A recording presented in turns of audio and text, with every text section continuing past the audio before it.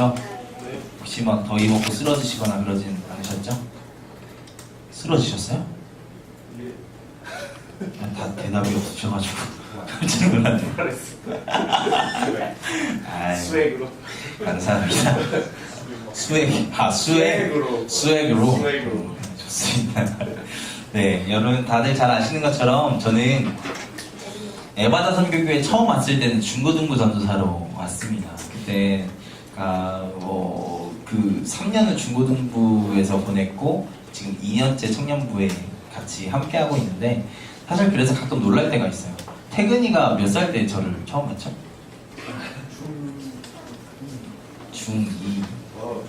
중2였던 것 같아요. 중3인가요? 중2라고 의진이가 저한테 중2 때 와가지고 뭐라고 했지? 저 악수를 청하면서 의진이 혹시 아세요? 잘 모르시죠? 아시는 분들은 아시고 모르시는 분들은 모르시는데 의진이가 저한테 와가지고 처음에 첫 주에 와가지고 제가 얼마나 뻘쭘해요. 아무리 전도사지만 뻘쭘해서 이러고 있는데 의진이가 중2짜리가 여기 와가지고 새로 오신 전도사님이시죠? 악수. 대단한 친구였어요. 그래서 아직도 의진이에 대한 기억이 있습니다. 근데 의진이 어디 갔어? 어쨌든 그렇게 저에게 되게 악수를 청했던 의진이와 태근이와 채빈이가 중2 때였던 친구들이 벌써 20살이 돼가지고 이렇게 청년부에 함께하고 있다는 것을 보면 참 신기합니다. 물론 그 위에 친구들도 참 신기하겠죠. 제가 처음 왔을 때는 이런 꼴이 아니었는데 어느 순간 이렇게 돼지가 돼가지고 그것뿐만 아니라 뭐 이런 얘기를 하려고 한 게 아니라 제 삶도 참 많이 바뀌었잖아요. 목사라는 그 직분도 받았고 그리고 또 애가 생겼고 그리고 결혼도 했고 뭐 이런 시간들이 있었기 때문에 결혼부터 했습니다. 내가 먼저 생긴 게 아니라 오해하지 마세요. 결혼부터 하고 애가 나중에 생겼어요. 어쨌든 그렇게 시간들이 있었고 많이 바뀌어왔던 시간들이 있잖아요. 그런데 제가 중고등부에 있다 보니까 그 참 순수한 마음을 가지고 질문을 했던 경우들이 되게 많이 있었습니다. 그래서 중고등부 친구들이 질문해온 그 순수한 질문들을 받다 보면 가끔 이 질문이 너무 순수해서 대답하기가 너무 어려울 때가 있었어요. 제가 곧 중고등부 전도사였을 때 이런 저런 질문을 많이 받았는데 그 가운데 가장 어려운 질문이 그 기억에 남고 어려운 질문이 이런 내용이었습니다. 자기 반 교실에 아침 일찍 와서 교실에서 담배를 피는 친구가 있다는 거예요. 굳이 교실에 아침에 일찍 와서 담배를 피는 이유는 도대체 뭐야? 그냥 오는 길에 골목에서 피고 좀 늦게 오시지. 굳이 교실까지 와가지고. 물론 그 당시에는 그게 수액이 있잖아요. 그 당시에는 그게 되게 멋있어 보이는 그런 필이 있었으니까 뭐 그럴 수 있다고 생각을 했습니다. 그런데 어쨌든 담배 피는 거는 개인적인 선택이라고 하고 그냥 치부하고 넘어가자고 하자고요. 뭐 고등학생, 중학생이 폈으니까 그건 좀 문제가 있긴 하지만 그건 자기 건강 깎아먹는 거니까 그래 그럴 수 있다고 쳐요. 근데 그걸 굳이 교실에서 피니까 그걸 굳이 학교에서 피니까 문제가 되는 거죠. 그러니까 이 상황 속에서 질문한 친구는 또 교실 내에서 서열이 그렇게 높지 않아요. 남자 중학교에 있던 사람들은 아시죠? 교실 안에 어느 정도 서열이 있어요. 그 1진 그룹, 2진 그룹이 있나요? 2진 그룹, 그리고 가운데 찐따 그룹, 뭐 이렇게 찐따라는 표현을 쓰면 좀 그런가? 어쨌든 딱 그런데 그 중간 정도 그룹에 있었던 친구였어요. 그 친구도 좀 있는 친구긴 하지만 어쨌든 그렇게 막 엄청나게 신나게 놀는 친구는 아니었던 중간 정도에 있는 그 서열에 있던 사람이었는데 딱 이 상황에서 어떻게 하는 것이 그리스도인으로 정당하게 제대로 행동하는 것이냐라고 질문을 하더라고요. 참 저한테는 되게 어려운 질문이었어요. 여러분 어떻게 하는 게 그리스도인답게 하는 것일까요? 1번 그 친구를 정말 사랑하는 마음으로 같이 맞담배를 핀다. 2번 그 친구를 위해서 기도해준다. 3번 그 친구에게 교실에서 담배 피지 말라고 정중한 말로 권하고 안 되면 선생님한테 꼬지른다. 자, 이 세 가지 중에 난 1번이다. 뭐야. 지금 나이 많으신 분들이 다 손 드실 뻔했어요. 네, 2번 기도해준다.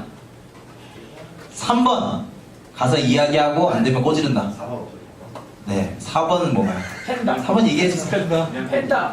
그냥 꼬지른다? 아, 그냥 꼬지른다. 그냥 법의 제도를 이용하는 거니까 나쁘지 않아요. 5번 뭐예요? 때린다. 아, 힘으로 해결한다. 중간 그룹인데 거기는 좀 높으신 분들이고. 네, 그럴 수 있죠. 뭐 사실 1번 맞담배는 사실 장난이었고 진짜 삐질 건 아니죠? 네, 1번 맞담배는 장난이었고 2번, 3번 중에 하나의 모습이 어쩌면 그리스도인이 선택해야 될 하나의 삶의 자세일 텐데 좀 여러분들은 어떻게 생각하실지 모르겠지만 저는 그 친구에게 참 대답하기가 어려웠습니다. 왜냐하면 제 신앙 안에서는 3번, 2번과 3번을 같이 하는 게 맞아요. 근데 2번까지는 되게 쉬워 보이는 거예요. 2번까지는 할 수 있어. 그 친구를 위해서 기도하고 이렇게 막 중보하는 마음으로 담배를 끊을 수 있게 해주시고 뭐 이런 그런 상황들을 만들어달라고 기도하는 건 할 수 있을 것 같아요. 근데 그 친구한테 직접 찾아가서 저기 미안하지만 교실에서 담배를 피지 말아주겠니? 라고 이야기하는 거는 그 친구 그 그리스도인으로 사는 것을 고민하는 그 친구의 삶에 있어서 어떠한 문제가 생길지 모르는 거잖아요. 그쵸? 그 선택을 했을 때 그 담배를 피는 멋진 친구가 주먹이 먼저 나가는 친구라고 한다면 그 태권브이처럼 그렇게 되면 상황이 되게 그 친구의 삶 가운데서 상황이 되게 어려워지게 되는 거잖아요. 그리고 그 친구가 그렇게 제가 그 친구한테 그렇게 하라고 했을 때 그 친구의 삶이 바뀌는 부분들에 대해서 제가 대신 무언가를 짊어져 줄 수 없는 것이잖아요. 물론 청년들 됐으니까 이제는 뭐 그냥 뭐 대충 이야기하면 되지 뭐 그게 뭐가 무서워. 그냥 다 뭐 그렇게 하면 되지 뭐 이렇게 생각하실지 모르겠지만 여러분이 중고등학교 때로 돌아가 보세요. 그리고 그때 생각 안에서 상황 안에서 여러분이 그 생각을 한다고 한다면 그건 상당히 무서운 상황이에요. 내가 친구들한테 따돌림을 당할 수도 있고 내가 친구들한테 맞을 수 있는 상황이에요. 이런 상황에서 제가 그 친구에게 사실 뭐라고 대답해줬는지 잘 기억이 나지 않아요. 근데 상당히 조심했던 기억은 있어요. 이 친구가 그 선택에 대한 가치에 대해서 알지 않으면 제가 이야기했던 대로 한 거에 대해서 상당히 마음이 어려워질 수 있기 때문에 여러분 그런데 사실 이 친구의 질문은 우리 모두의 질문이 되어야 한다고 저는 생각합니다.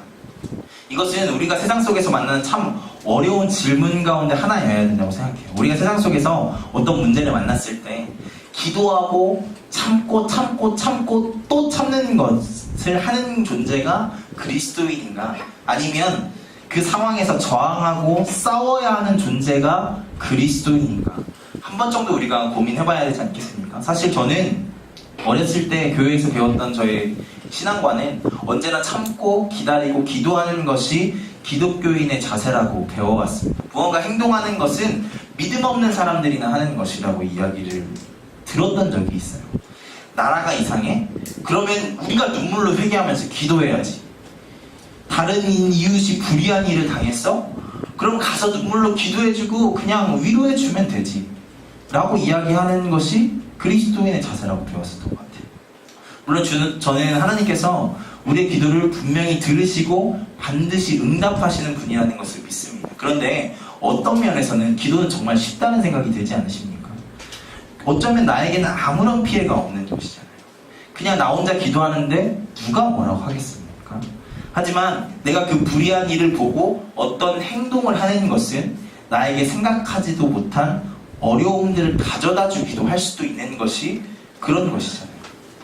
그렇다면 진짜 삶 속에서 그리스도인답게 사는 것은 어떤 모습일까요? 그것을 한번 오늘 말씀을 통해서 생각해보고 그리스도인은 어떻게 살아가는 사람들인지 한번 고민해보는 시간들이 되었으면 좋겠습니다. 자, 그렇다면 우리가 믿고 따르는 우리가 그리스도인이라고 하는데 그리스도인은 예수 그리스도의 삶을 따라가는 자들이라고 하는데 예수 그리스도라면 어떻게 하셨을까요? 예수님이라면 어떻게 그 상황 가운데서 행동하셨을까요? 오늘 말씀은 앞서 예수님께서 예루살렘에서 올라온 서기관들과의 논쟁을 하신 말씀 그 이후의 말씀입니다. 앞선 예수님과 바리새인들의 논쟁, 그 서기관들의 논쟁은 우리가 그냥 말씀을 읽고 쓱 지나가는 것과는 비교할 수도 없이 상당히 큰 사건이었어요. 왜냐하면 예수님이 그 당시에 주도권을 가지고 있는 바리새인과 서기관들, 그것도 예루살렘에서 올라온 바리새인들과 서기관들과 교리와 그 종교적인 문제들을 가지고 대립한 사건이기 때문이에요. 어쩌면 예수님은 그 사건으로 신성모독으로 돌레에 맞아서 그 당시 상황상 죽었어도 이상하지 않을 수 있는, 그들의 율법과 그들의 전통을 무시하는 행동을 했었기 때문에 상당히 위험한 행동을 하시는 것이거든요. 이런 것을 볼 때 예수님은 사실 그냥 물론 매일 아침에 새벽 미명에 기도하셨지만 무조건 참고 기다리고 하는 삶을 사시는 것은 아닌 것 같습니다. 예수님은 끊임없이 싸우시고 저항하시는 삶을 사셨습니다. 이것이 사실 앞선 말씀에서만 볼 수 있는 것이 아니라 복음서 전체에서 그려지고 있는 예수님에 대한 모습이죠. 예수님은 무조건적인 평화주의자가 아니셨어요. 예수님은 오히려 저항하시는 분이셨어요. 잘못됐으면 잘못됐다는 것을 이야기할 수 있는 분이셨죠. 예수님은 먼저 당시 종교 지도자들과 다투시는 것을 주저하지 않으셨어요. 하나님을 믿지만 이웃사랑을 실천하지 않는 바리새인들과 논쟁하지 않으셨습니까? 예수님은 종교적 열심, 바꿔 이야기하면 예식이나 종교적 행위만 남은 바리새인과 서기관들과 싸우고 논쟁하셨다는 것을 기억하면 우리가 고민했던 것, 그리스도인은 어떻게 살 것인가에 대한 것은 어느정도 답이 나오는 것이죠. 예수님은 이러한 삶으로 우리에게 분명히 이야기하시는 것입니다. 하나님 믿는 것은 반드시 이웃을 사랑해야 하는 것이고 것으로 나아가야 하는 것이고 또한 더 적극적으로 사랑해야 한다는 것입니다. 말과 혀로만 하는 것입니다. 제가 자꾸 이런 행동을 강조하다 보니까 오해하시는 분들도 있는 것 같아요. 그러면 예배 드리지 말고 기도하지 말고 말씀 보지 말고 그렇게 이웃사랑만 하면 되겠네? 라고 말입니다. 그런데 이 당시 예수님께서 대립한 사람들이 종교 지도자만이 아니에요. 당시에 헤롯과 대립하셨고 그 당시 정치적인 사람들과 대립하셨다는 것이죠. 정치적인 사람들과 대립한 그 모습은 무엇이냐면 그 당시에 정치나 사회적 힘이나 어떠한 그들이 생각하는 철학이나 이런 것들로 정의를 이룰 수 있다고 생각하는 그 사람들에게 이 바리새인과는 전혀 반대의 이야기를 하는 것이죠. 바리새인들에게는 종교 생활만 남은 니네들에게 정의를 실천하라는 말씀을 선포하시는 것이고, 정의라고 이야기를 하며 신앙 없이 살아가지만 신앙 없이 정의를 이룰 수 없다는 것에 대해서 그들에게 지적하셨다는 분이 바로 예수님이라는 거예요. 예수님은 그래서 예수님의 삶을 보면 예수님은 아침 새벽 미명마다 나가셔서 기도하시는 분이셨어요. 그리고 누구에게 말씀을 피지 않으셔도 그냥 말씀에 대해서 완전히 잘 아시는 분이셔서 누구에게나 말씀을 강론하실 정도로 말씀의 전문가이셨다는 것이죠. 그렇기 때문에 우리가 그렇게 살기 위해서 먼저 해야 할 것은 하나님의 사랑으로 충만하여지는 것이 우리에게 필요하다는 것이죠. 우리가 하나님의 은혜로 충만하여지는 것이 먼저 있어야 한다는 것이죠. 예수님의 삶을 볼 때.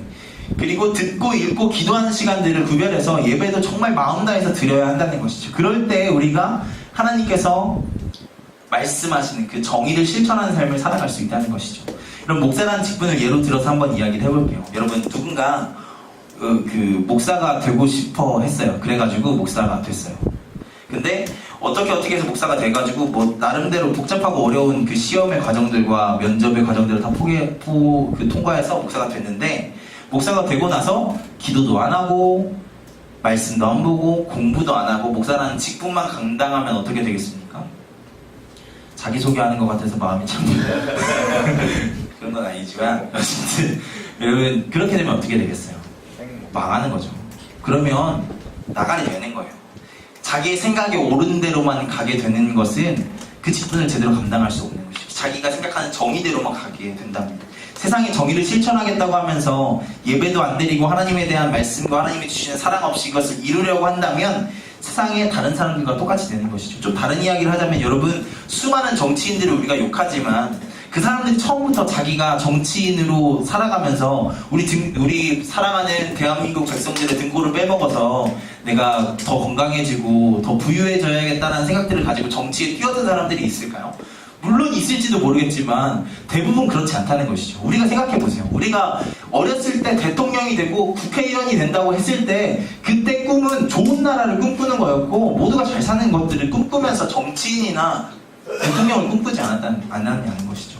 그런데 그 그 자리에 가고 보니까 어느새 내가 욕하고 있는 그 사람들의 모습으로 내가 변해 있는 것을 그 사람들도 발견하게 되는, 여러분 그 자리로 갔을 때 그 참마음을 지켜주고 그 방향성을 잡아주는 것이 없을 때 그렇게 될 수 있다는 것이죠. 그리고 신앙과 믿음이 어쩌면 바로 그런 역할들을 감당하고 하나님의 사랑과 정의에 대한 계속적인 탐구와 연구가 어쩌면 우리의 그 첫 방향성들을 계속 잡아주고 더 옳은 길로 갈 수 있도록 하게 한다는 것에 대해서 예수님께서 그 삶을 통해서 말씀을 해주시는 것이죠. 그런데 반대로 신앙적인 것에만 매달리고 하나님이 그것만을 원하시는 분이라고 착각에 빠져서도 안 된다는 것입니다. 그렇게 말씀을 듣고 기도하고 예배 드렸다면 우리가 살아야 하고 고민해야 하는 삶의 현장에서 그렇게 살아가야 한다는 것이죠. 우리가 공부하는 것을 한번 예로 들어볼게요. 여러분, 우리는 대부분 고학력자들입니다. 초중고 12년의 교육과정들을 이수했고, 또 어떤 사람은 대학교와 대학원까지 해서 한 17년에서 18년까지 20년 더 넘게도 공부하는 사람들도 많이 있죠. 그런데 여러분, 공부를 열심히 해서 졸업장 따고 또 열심히 해서 자격증 따는 것은 느껴보시는 분들은 아시겠지만 그것도 나름대로 성취감이 있고, 또 공부하는 것만으로도 자기 만족이 되는 경우들이 조금 있어요. 그래서 어떤 사람들은 공부만 죽을 때까지 하고 싶어하는 사람들도 많이 있습니다. 얼마 전에 TV에서 보니까 자격증만 100개 따신 분이 있다고 하더라고요. 110몇 개까지 따셨는데 앞으로 계속 따볼 생각이라고 하시더라고요. 근데 제 주변에도 그런 분들이 있어요. 물론 자격증은 아니지만 사역 안 하고 신학 공부만 하고 싶다고 하는 사람들도 있어요. 신학 공부도 나름 그런 매력들이 있거든요. 저도 그걸 참 알아야 될 텐데. 어쨌든 그런 공부의 매력들이 있어서 정말로 그냥 공부만 하고 싶어하는 사람들이 있다는 것이죠. 물론 그럴 수 있습니다. 공부는 앞으로 평생 해야 하는 것이니까요. 하지만 공부를 하고 무언가를 습득하고 배우는 것은 어떤 일을 잘 감당하기 위해서 그렇게 하는 것이지 않겠습니까? 감당함 없이 그냥 지적인 충족만을 추구하는 것은 사실 이 세상을 살아가는 어떠한 한 어른으로서, 한 지성인으로서, 한 사람으로서 건강하지는 않은 것이잖아요. 무슨 이야기를 하는 것입니까? 성경이 말하는 삶을, 성령님께서 주도하시는 삶을 말씀 가운데, 기도 가운데, 예배 가운데 알게 되는 것이 우리에게 분명 기쁨을 가져다 주기도 합니다. 그리고 그것은 정말 좋은 것이죠. 그런데 거기서 멈추는 것이 아니라 그렇게 살아가야 한다는 것이죠. 바라기는 우리 사랑하는 청년들이 정말 말씀으로, 기도로, 예배로 충만한 삶을 사는 자들이 되기를 소망합니다. 네. 소망합니다. 그리고 그런데 거기에서 멈추지 않고 세상 속에서 그리스도인답게 정말 세상 가운데 하나님의 사랑과 정의를 실천하며 살아가는 자들이 되기를 소망합니다. 아멘. 예수님은 바로 이런 종교에만 심취해 있던 자들, 그리고 정치와 정의, 자기들의 정의에만 심취해 있던 자들과 싸우신 것이죠. 이런 것을 볼 때 예수님은 개혁가셨어요. 예수님은 그냥 평화로운, 다 좋아, 좋은 게 다 좋아, 이렇게 가시는 분이 아니라 프론티어, 완전 개척자였고 개혁가였고, 그 종교 뭐라고 해야 되나? 개혁가셨고 선구자셨어요. 예수님은 그 자리로 나아가셨던 것이죠. 세상 가운데 싸움을 거시는 분이셨습니다. 그리고 이것이 예수님이 이웃을 사랑하시는 방법 중에 하나였다는 것이죠. 그런데 이런 예수님의 모습과 정말 다른 모습이 등장하는 것이 오늘 말씀입니다. 이것은 성경을 읽는 우리로 하여금 참 난감하게 하는 말씀이기도 하죠. 오늘 말씀에는 더러운 귀신 들린 딸을 데리고 오진 않고 딸 때문에 예수님께 나온 여인이 등장합니다. 이 여인은 정말 절박한 심정으로 예수님께 나와서 자기의 딸을 치유해 주실 것을 간청하고 있습니다. 저는 이제야 조금 그 심정을 좀 알 것 같아요. 그 전에는 부모님이니까 당연히 그런 마음이 했지만 지금 제가 제 자녀를 가지고 보니까 정말 그 마음이 어떤 것인지 알게 돼요. 이든이가 조금 뾰루진하고 이든이가 조금 기침하고 이런 것들을 보면 막 마음이 철렁철렁 할 때가 있어요. 그리고 막 뭘 집어 먹었는데 뭘 씹고 있는데 저게 뭘 씹고 있는지 모르겠을 때 저게 뭘 먹고 있는 거지? 그래서 손을 이렇게 집어넣어서 이렇게 하는데 없어. 뭐지? 삼킨 건가? 아니면 시뮬레이션을 한 건가? 상당히 되게 막 그런 것들로 되게 예민해질 때가 있거든요. 부모로서.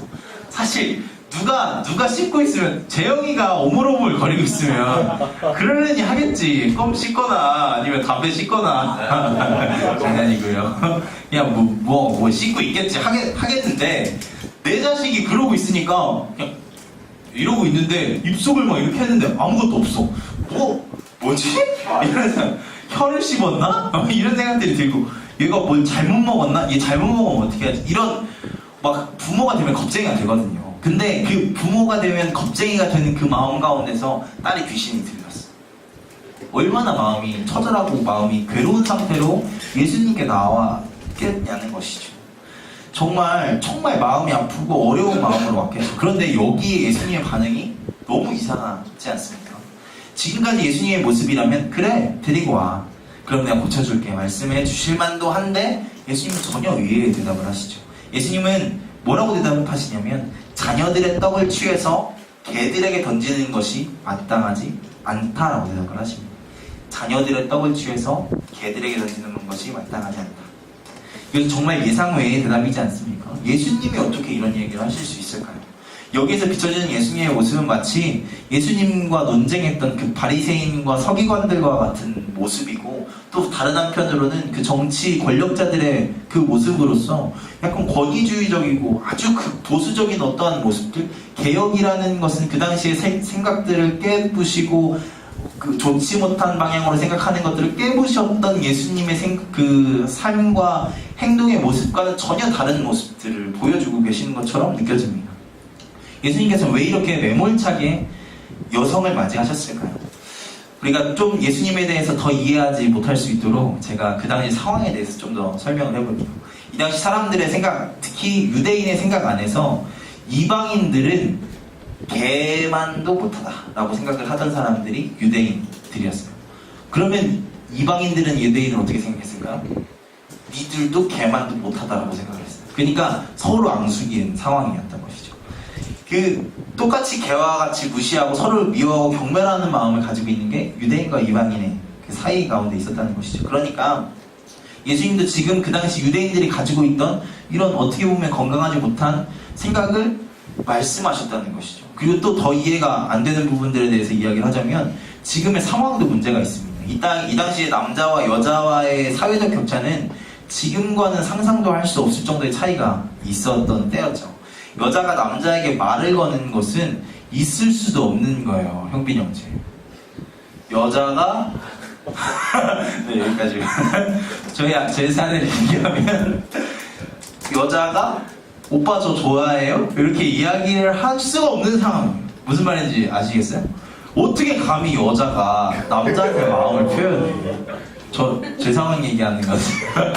어떻게 여자가 남자에게 마음을 표현하냐고요. 그러니까 저희 아내는 돌을 맞아야 되는 상황. 없죠? 그러니까 그 당시 상황으로 보자면 지금 돌을 맞으면 안 되고, 근데 그 당시 상황에서는 그랬다는 것이죠. 여러분, 하물며 남자가 있는 개인적인 공간에 남자가 알지 못하는 여자가 남자의 공간으로 들어가는 것은 남자에게 상당히 모욕적인 행동이에요. 그러니까 이 당시에 그 예수님에게 찾아온 이 여인, 예수님이 알지 못하는 이 여인은 그 당시 남자들이 생각하면 상당히 무례한 짓을 한 것이죠. 그러니까 예수님의 이 발언은 어떻게 보면 요즘 우리나라에서 여성 인권운동이 막 일어나고 있잖아요.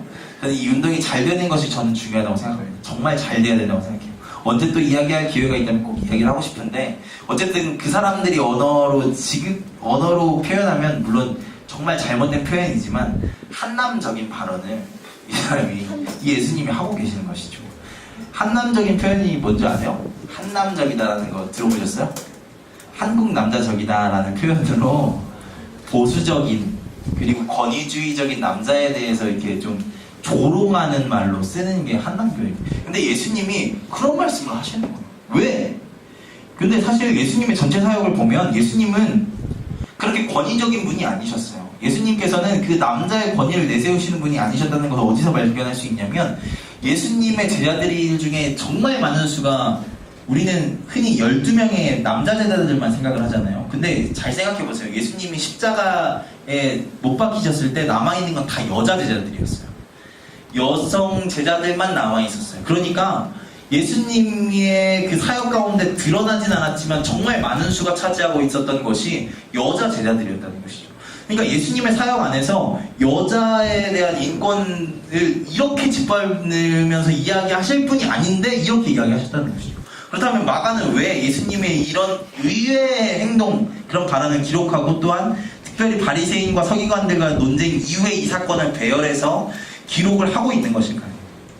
우리가 이해하기 어려운 예수님의 모습에서 발견할 수 있는 메시지는 바로 이런 마가의 의도에서 한번 생각해 볼 수 있습니다. 다시 말씀으로 돌아가서 예수님의 이러한 반응에 이 여인은 정말 지혜롭게 답변을 하죠. 주여 올소이다마는 개들도 주인의 상 아래에 떨어지는, 그 주인의 상 아래에 떨어지는 아이들의 먹던 부스러기를 먹나이다 라고 고백을 하죠. 여인은 이 대답을 두 가지 의미에서 참 지혜롭게 대답을 한 것입니다. 하나는 예수님의 그 상처가 될 수 있는 개들도라는 그 표현을 나를 세워서 맞받아쳐서 대답을 한 것이 아니라 그냥 상당히 부드럽게 받아들였다는 것이죠.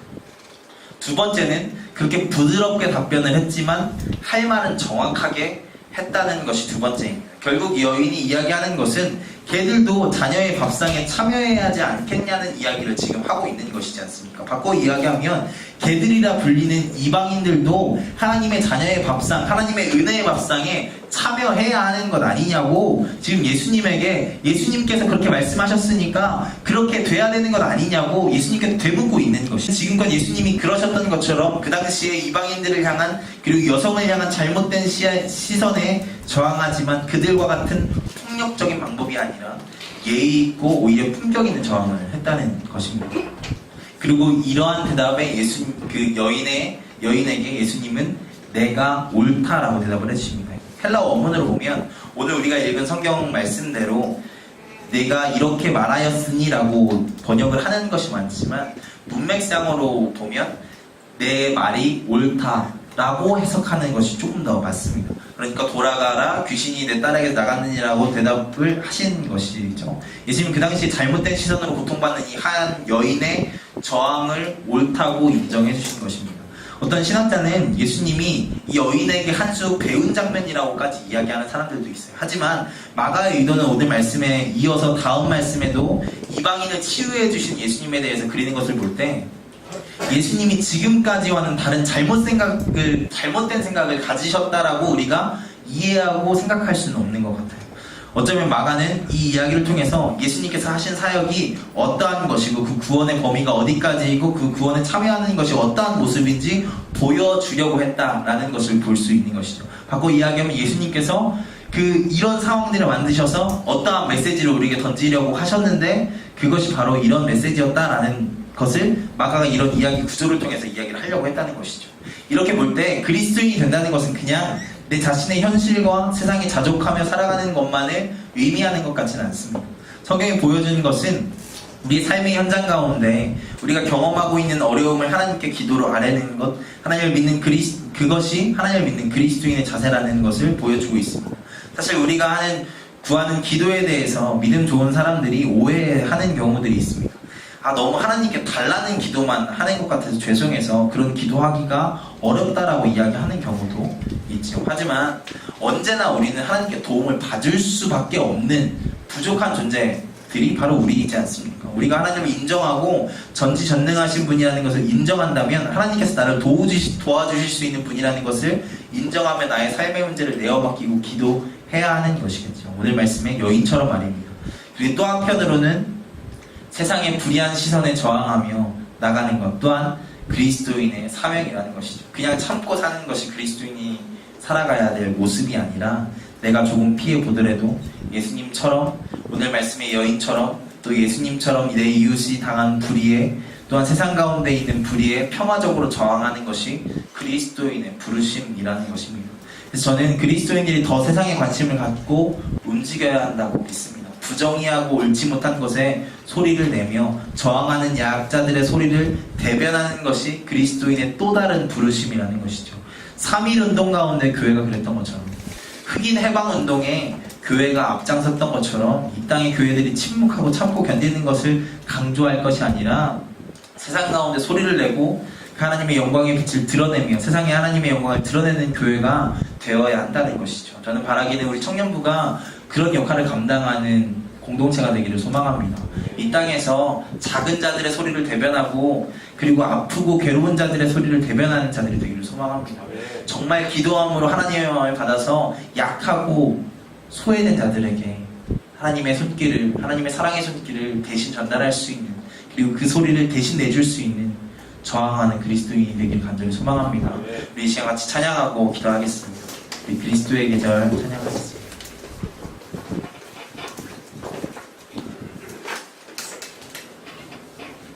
잘 생각해보면 기독교는 언제나 저항하는 종교였습니다. 유대교에 저항하여 그리스도교가 생겼고, 그 가톨릭의 저항에서 개신교가 생겼습니다. 그 저항이 있을 때, 문제를 제기하고 소리를 냈을 때 더 깨끗하고 더 올바른 길로 갔다는 것이 우리 기독교 안에, 역사 안에서 보여주는 어떠한 한 모습입니다. 그냥 참고 견뎌, 그냥 좋은 게 좋은 거니까 참고 넘기자 라고 하는 것이 어쩌면 그리스도인이 감당해야 할 모습이 아니라는 것이죠. 그래서 우리는 더 세상을 바라봐야 하고, 우리 주변을 바라봐야 하고, 그리고 더 질문해야 하고, 우리가 이 시간 같이 찬양하고 기도할 때 하나님, 이 땅에 정말 하나님의 정의가 넘치는, 하나님의 사랑이 넘치는 나라가 되기를 소망하는데, 우리가 그 역할을, 그 나라가 되기를, 그 나라가 되도록 그 역할을 감당하는 우리가 되기를 소망합니다라는 고백을 담아서 우리 민족의 가슴을 다시 찬양하고 기도하겠습니다. 민족의 가슴, 민족의 가슴마다 피 묻은 그리스도를 심어 이 땅에 부르고 부른 그리스도의 계절이 오게 하소서.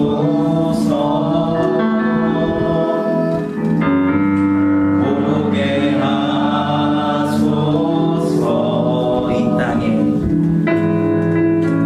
이 땅에 하나님의 나라가 이루어지게 하옵소서. 모든 사람의 마음과 교회와 가정에도 하나님 나라가 임하게 하여 주소서. 주의 청년들이 예수의 꿈을 꾸고 인류 구원의 환상을 보게 하소서. 한 손에 복음 들고 한 손에 사랑을 들고 온 땅 구석구석 누비는 나라 되게 하소서. 주의 청년들이 예수의 꿈을 꾸고 인류 구원의 환상을 보게 하소서. 한 손에 복음 들고 한 손에 사랑을 들고 온 땅 구석구석 누비는 나라 되게 하소서. 우리 이 시간 같이 기도하실 텐데, 여러분 이 말씀의 중요한 포인트를 기억하셔야 합니다. 여러분, 신앙만 남고 행동이 없는 그리스도인이 되면 안 된다는 것입니다. 또한 행동만 있고 신앙이 없는 그리스도인이 되면 안 된다는 것이죠. 여러분, 우리가 이 시간 같이 기도하실 때 하나님, 우리가 하나님을 믿는 만큼 하나님의 영광을 위하여 충성하는 자, 나의 삶 가운데 정말 하나님 나라를 위하여 충성하여 순종하는 자 될 수 있도록 주님 붙잡아 주옵소서라고, 또한 그 가운데 믿음 없이 하는 것 아니라, 말씀 없이 기도 없이 하는 것이 아니라 하나님이 주시는 마음 받아서 하나님의 은혜 안에서 살아갈 수 있는 우리가 될 수 있도록 주님 붙잡아 주옵소서라고, 우리가 정말 그렇게 양쪽의 날개가 있는 건강한 그리스도인으로 세상 가운데 살아갈 수 있도록 주님 붙잡아 주옵소서라고, 우리가 이 시간 같이 우리의 신앙을 위하여서, 우리의 믿음을 위하여서 같이 기도하며 나아가겠습니다. 기도하며 감사합니다. 주님 감사합니다. 하나님 우리 불러주시고 하나님 믿음 안에 살아갈 수 있도록 허락하신 하나님 감사합니다. 하나님 우리가 들은 만큼 살아가는 자들의 길을 소망합니다. 기도한 만큼 살아가는 자들의 길을 소망합니다. 세상 가운데 그냥 좋은 것이 좋게 받아들이며 살아가는 것이 아니라 하나님의 눈으로 세상 가운데 아파하는 자들을 위로하며 하나님 그들을 위하여 움직이는 자들의 길을 소망합니다. 역사하여 주셔서 하나님 우리가 정말로 움직이는 시간이 정말 저항하는 그리스도인으로 살아갈 수 있도록 주께 붙잡아주고 이 땅 가운데서 그냥 하나님 평화롭게 하나님 그냥 나 혼자 잘 사는 것으로 끝나는 그리스도인이 아니라 세상 가운데 하나님 나를 이루며 하나님의 영광과 하나님의 정의를 실천하며 살아가는 우리가 될 수 있도록 주님 붙잡아 주시옵소서. 그렇게 하나님의 영광과 하나님의 나라를 위하여 헌신하는 수 있도록 주님 붙잡아 주시옵소서. 주님 역사하여 주시옵소서. 주의 청년들이